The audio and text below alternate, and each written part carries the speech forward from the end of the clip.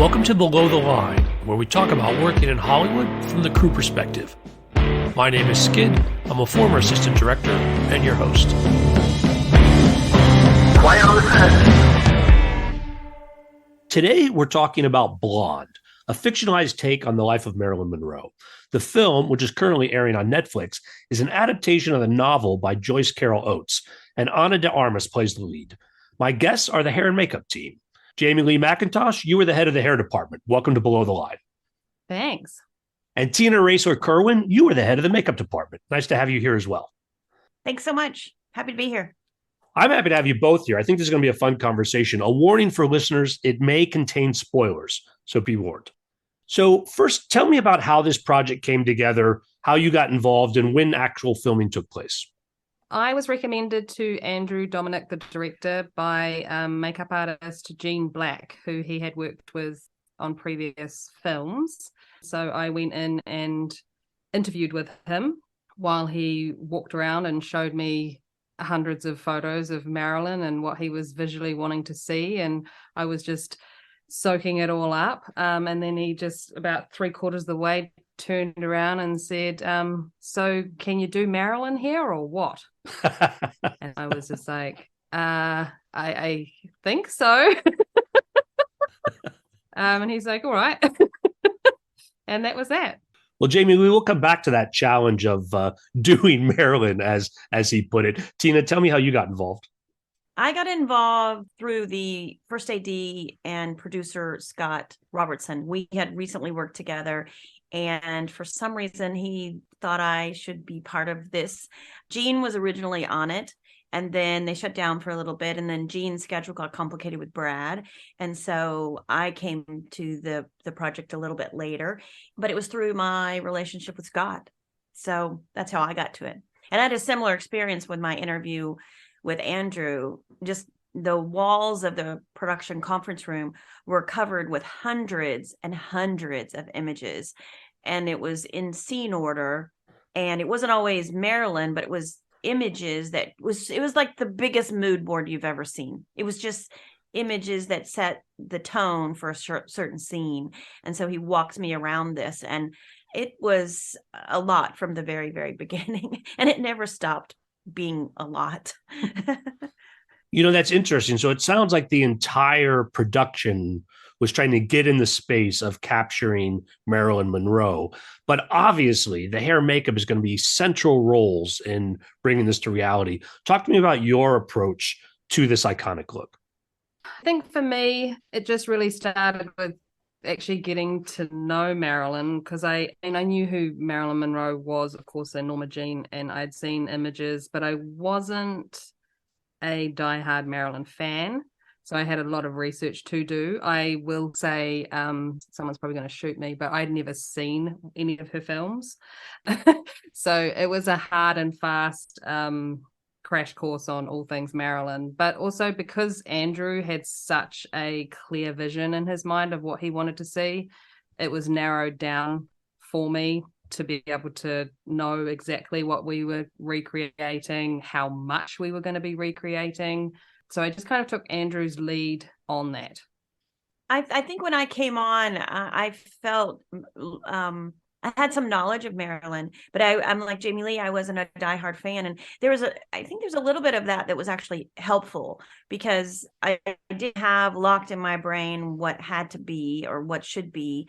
I just knew some information, and then kind of felt like I was jumping on a moving train, and had to very quickly, through the images that the director had given us, figure out, how to prioritize things.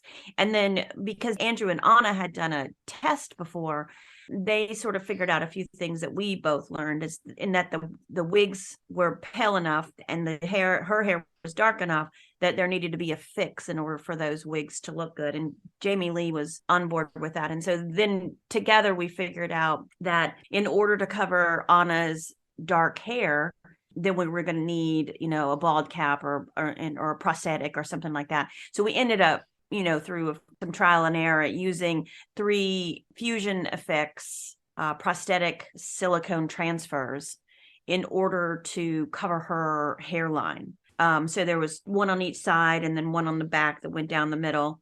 And it would give us a completely skin-like surface for all of Jaime Leigh's wigs to sit on. So that was one of the first things that we did technically. And then, minimizing and lightening Anna's brows was the next technical thing that we did. And then it was just testing and jumping into a really enormous amount of images that we were going to try and recreate. We shot for 45 days and we did over 100 looks, if that gives you that math alone tells you anything.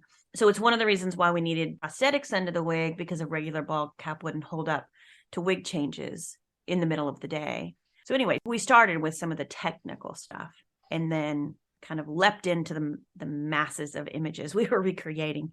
So you bring up a point I want to follow up on. And so there are the dramatic scenes, but there's also a lot of recreation of her photography and the film rolls. And so all of that you're shooting from scratch. None of that is just sort of digital work. You guys are making that look every time. Yes. We recreated looks from the very young Norma Jean when she was a brunette, and then through her sort of path to find her look of Marilyn. All those images we recreated and we shot. Yeah.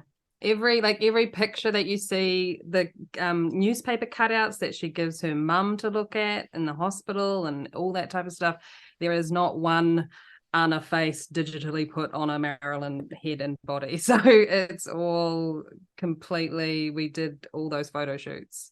Yeah, that's a lot of work. It was an enormous amount of work. And in fact, it was so much work that I don't think anybody thought would get through it, including Netflix. But we did. And because Andrew had been working on this in his head for almost 10 years. And so not only did he have a clear vision of what he wanted, he had a clear stack of images that he wanted to reproduce. And his clarity was really refreshing in a lot of ways, and also unwavering. So, these are what we're going to do. And these are what we did.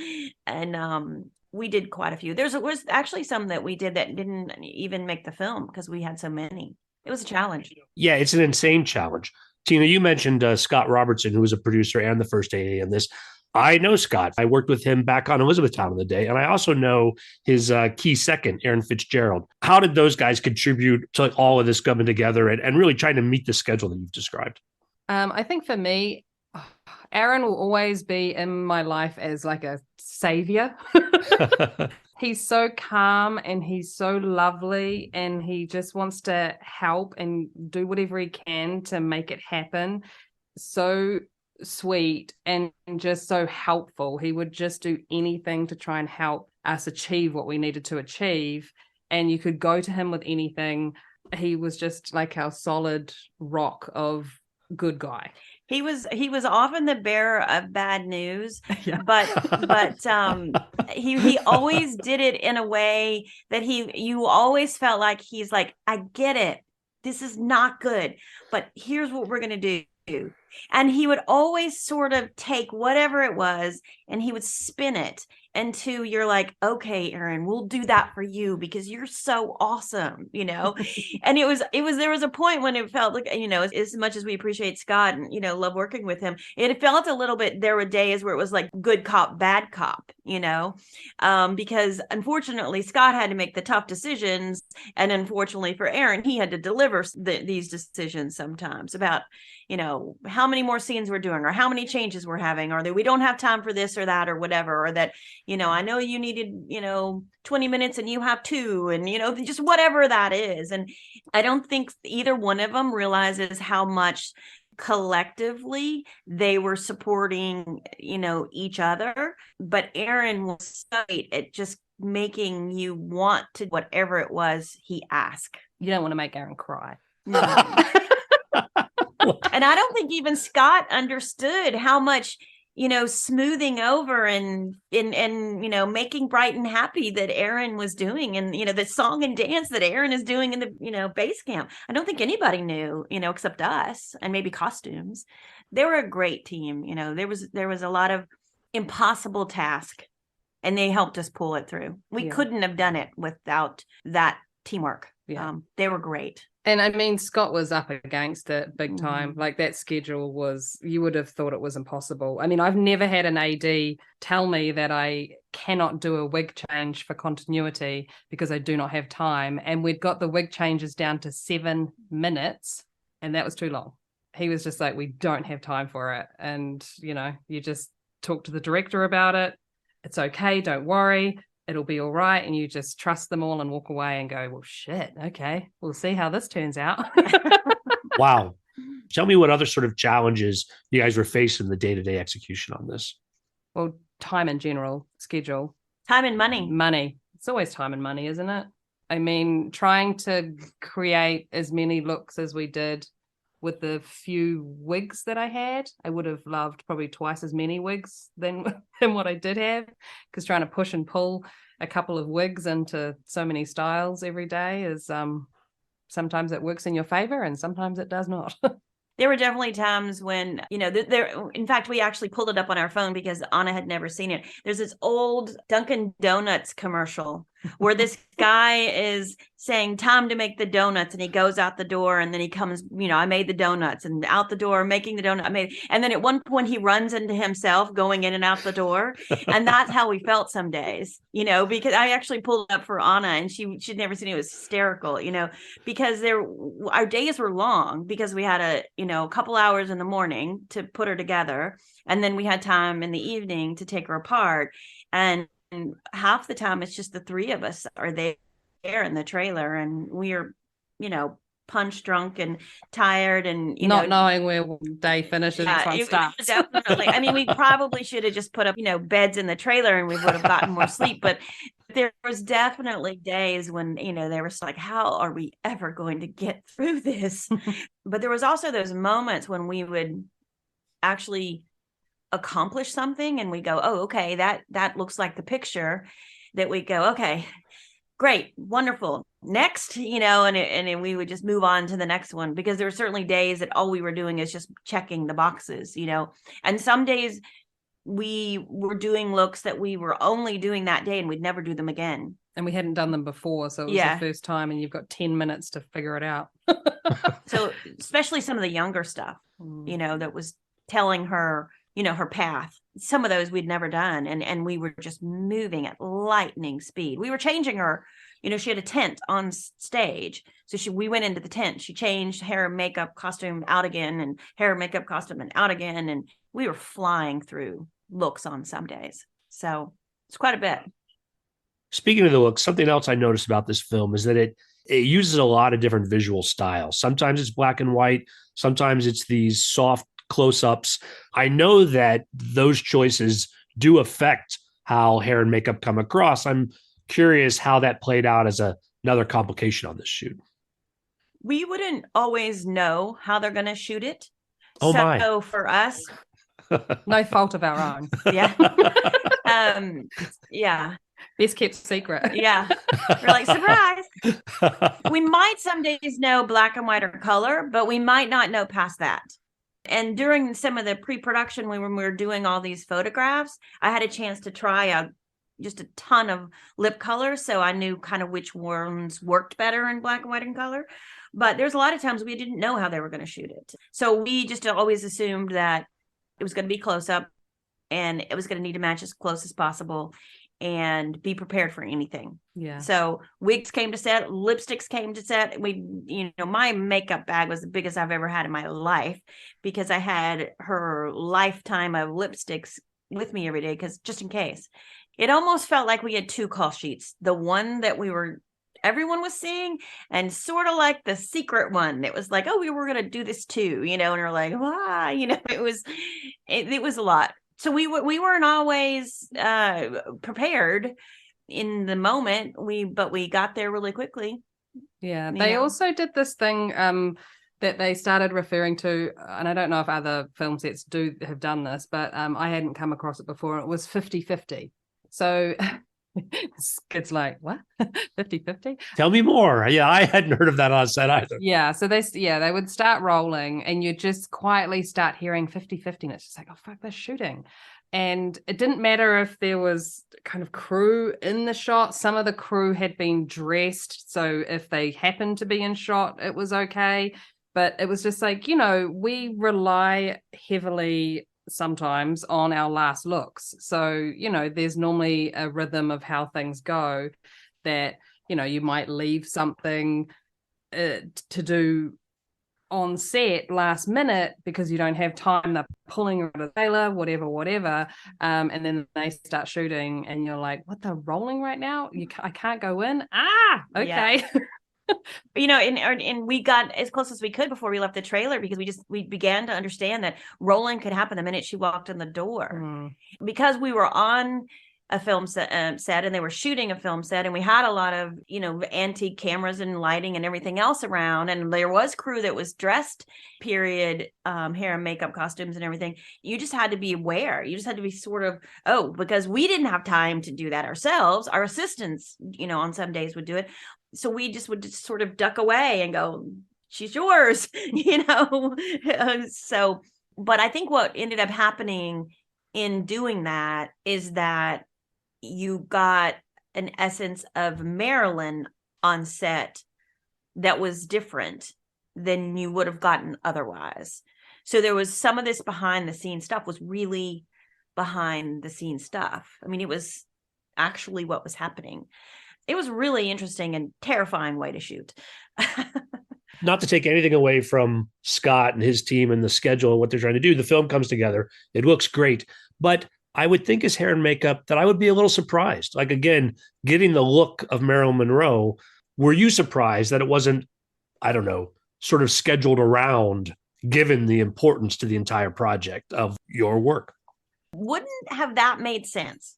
Wouldn't have that been smart? Yeah, I don't know. You know what? I don't know if it was a scheduling thing or Netflix just didn't hand up the cash to have enough shooting days. I'm going to just throw it back at Netflix and say maybe it was a budget thing because I don't know. Scott, they had so many things that they needed to do in such little time. So now I know Netflix is having money issues now, but you guys shot this back in 2019 and they had all the money in the world back in 2019, if I remember correctly. Yeah, but it's also it's not a family friendly movie.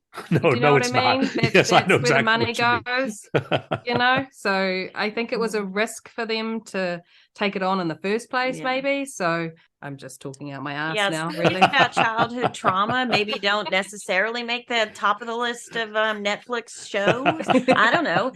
Maybe it will now because it's Marilyn's childhood trauma. So I don't know. It's hard to know. And in the moment, all you know is here's the list, here's the time frame, go. And high expectations. Not only high expectations from Andrew, the director, and Scott, the first AD producer, but all the Marilyn fans, all the people who know what Marilyn looks like, and every inch of her face, and her hair, and her body, and her costumes. High expectations from all of that crowd as well.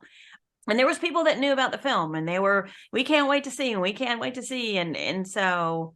She's a legend. And not only is it an amazing opportunity, it's also a huge responsibility to get it right. Yeah, it's nerve-wracking as hell. You don't want to mess it up. You don't want to mess up an icon. This man's been, Andrew's been waiting to do this movie for 10 years and you're the reason it's not working. No, you can't, and Anna has worked so hard on, her accent and how she shapes her words and everything. And then you're the reason it's not working. No, you can't be that. You can't be that. You have to get it right. And so we just leaps of faith on a regular basis. We just jumped in and did it.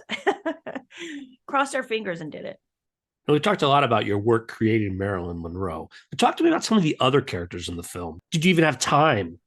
Yeah. Well, I mean, Julianne Nicholson, who plays Gladys, she was actually the first person that we, not we, but I tested early on because Andrew really wanted to understand how we can have that time jump and see her older and how that's going to work on Julianne and all that type of stuff. So that was the first thing that he kind of wanted to have a play around with. So that was cool to be able to kind of test those waters then. So I had a pretty good idea of what direction to go with for her. And then everybody came in, or a lot of the people came in prior to shooting so that we could have a look at them and see what they needed and go through a little bit of, we're going to do this and we want to do this and things like that. So we had a little time with them in advance while we were trying to figure out Marilyn. And we did have support from our team. And so we would decide what it is we wanted or what we needed. And then they would, do a test, and then Andrew would approve or not. And then we would make changes if we needed to and go through it like that. So on the day they were shooting, when they arrived, we had worked most of that out. That wasn't for every character, but it was for quite a few of them. And I have to give a shout out to an amazing Jaime Leigh creation of a comb over.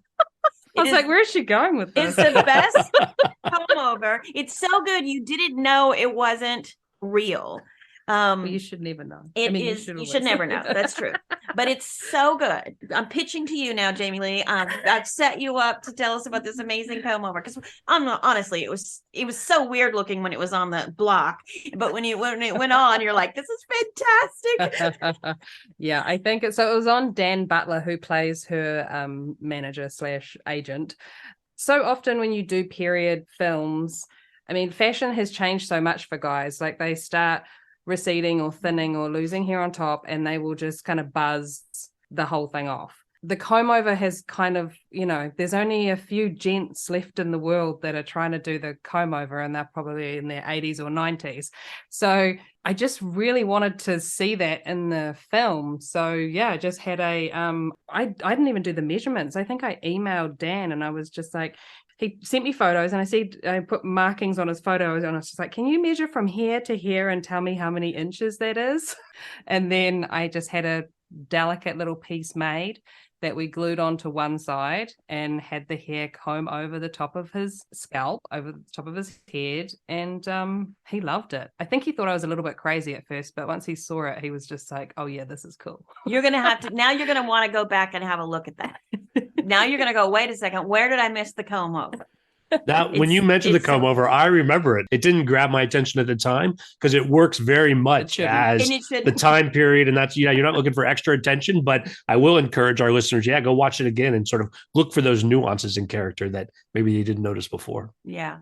And, when you do a period film, you want to have, all the background go through, makeup and hair and costumes so that they all look appropriate as well. So we had a couple of premieres. We had a couple of, people in the scenes with people in the movie theaters. We had, different times where we had all these background, even in Diamonds Are a Girl's Best Friend, and then Some Like It Hot, we had background that were, on camera as well. Like from the band and from the dancers. And so there was times that we are matching those photos as close as we can, the same as we are matching Marilyn's photos. So those meant, like, all the dancers in Gentlemen Prefer Blondes. Thank you, Gentlemen Prefer Blondes. They were selected, they were cast because they looked like the guys in the original movie, and everyone was hand chosen. Lady, first they're cast because they can dance. Yeah, well, from dancers, they were chosen. I will say, as on a hair side of things, I would have preferred them to be cast for their hair alone and not their dancing skills. The same with the band. The women have to be able to play these instruments. There's no way they're going to find the right hair color, length, and style on 15 women. But they all had wigs in the show anyway. In the original anyway. So we had a lot of opportunities to play, and we had support from not only our regular team, but then we would bring in makeup and hair people, and makeup and hair people, costume people. We love doing period stuff. It's so much fun for us. It's such a great opportunity. Anytime you get that chance, everyone's, you're going to certainly look into it pretty closely. And then add on top of that, it's Marilyn. Come on. I mean, I don't think either one of us knew we were getting ourselves into when we said yes, but still, it was wonderful and awful and wonderful. So you filmed back in 2019. What is it like seeing the film after all this time? I'm going to be honest. I'm going to be a vulnerable idiot right now, but I was terrified the entire time. I don't think my nerves went down when I was just like, okay. And then the date was set, like, oh my God, the world's actually going to see this now. Oh my God, oh my God, oh my God. I was so terrible that even when we were shooting and we had additional hairstylists come and day play, I didn't even want them to see Anna, because I just felt like so many people would have been like, I wouldn't have done it like that. And then you've got the world seeing it. And as we were talking before, all these Marilyn fans that, I don't want to disappoint them. Also, you've just heard the challenges that we had. So watching it for the first time, all I could see was being reminded of the crazy, insane, hectic days that we had. And every mistake I could just see. That's the thing about doing, and most people in the business, certainly makeup and hair people, will say to you is that you have to watch it multiple times, because the first time you go through and you have a narrative in your head of what the day was like, and then you see a mistake and you're like, oh, it's because this, that, and other, but in your head, there's a whole nother movie playing. And so you watch it again and you try to not see all your mistakes. Maybe you see other people's mistakes, but you try to not see, your mistakes. Maybe the third or the fourth time you actually can view it with some perspective. It usually takes a couple times before you get there. And, it was on the big screen. It was in theaters before it was on Netflix. So we'd seen it because we got an advance link to it. We'd seen it at home, but at the premiere in Hollywood, and it's on a giant screen, and the audience is filled with people, and you're still watching it with your hands over your eyes a little bit, because it's the first time we'd seen it so big. You just hope you get it right, and you hope you don't get crucified by people. It's funny because we've had so much reaction from this film. So many people from all walks of life and all kinds of makeup and hair people have responded to it, whether it's Instagram or whatever. There's people that they do film and they loved it. There's people that do print and they loved it. There's regular, normal people that don't do hair or makeup at all, and they loved it.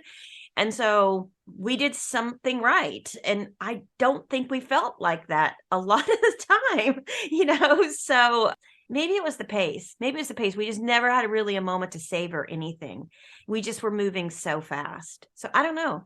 Yeah, I think the first time I watched it, I was just critical and judged everything. The second time I watched it, I just couldn't get past Anna's performance and how fucking amazing she was. Because I think while we were shooting, that's not necessarily what I was paying attention to. So when I watched it for that second time, I just went, man, she just knocked this out of the park. She's incredible. Yeah, she worked really hard. And like you said, you don't always see that. Some things we saw in the moment, but other things we didn't. Well, her performance is amazing, but when you're doing these iconic roles, clearly the hair and makeup's a big part of it. I'm reminded of roles where it was a distraction, the hair and makeup trying to get someone to look like something else.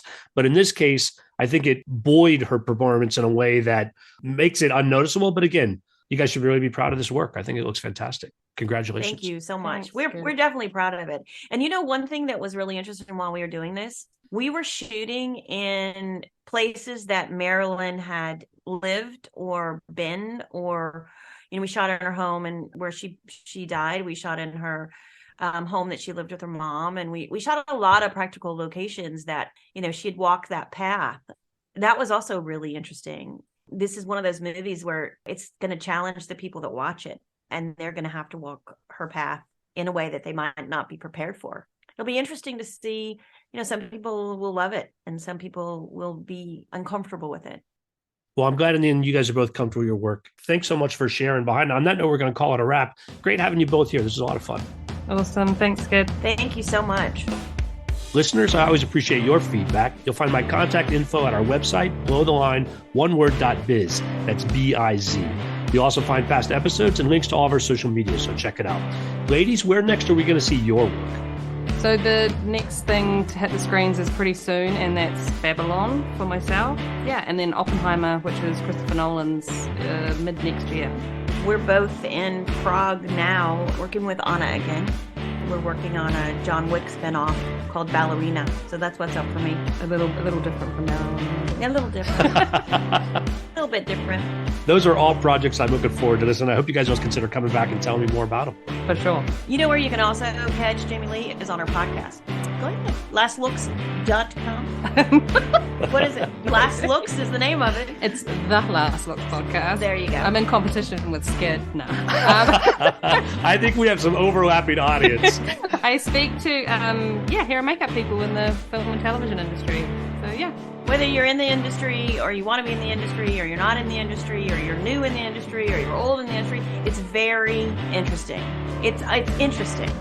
Period. That's the same pitch that I make. Elbowing me. Stop. My closing credits, thanks to Curtis Five for our music, John Wan for our logo, and to all of our listeners, I appreciate you. Please rate us wherever you get your podcasts and tell your friends. Thanks again from Below the Line.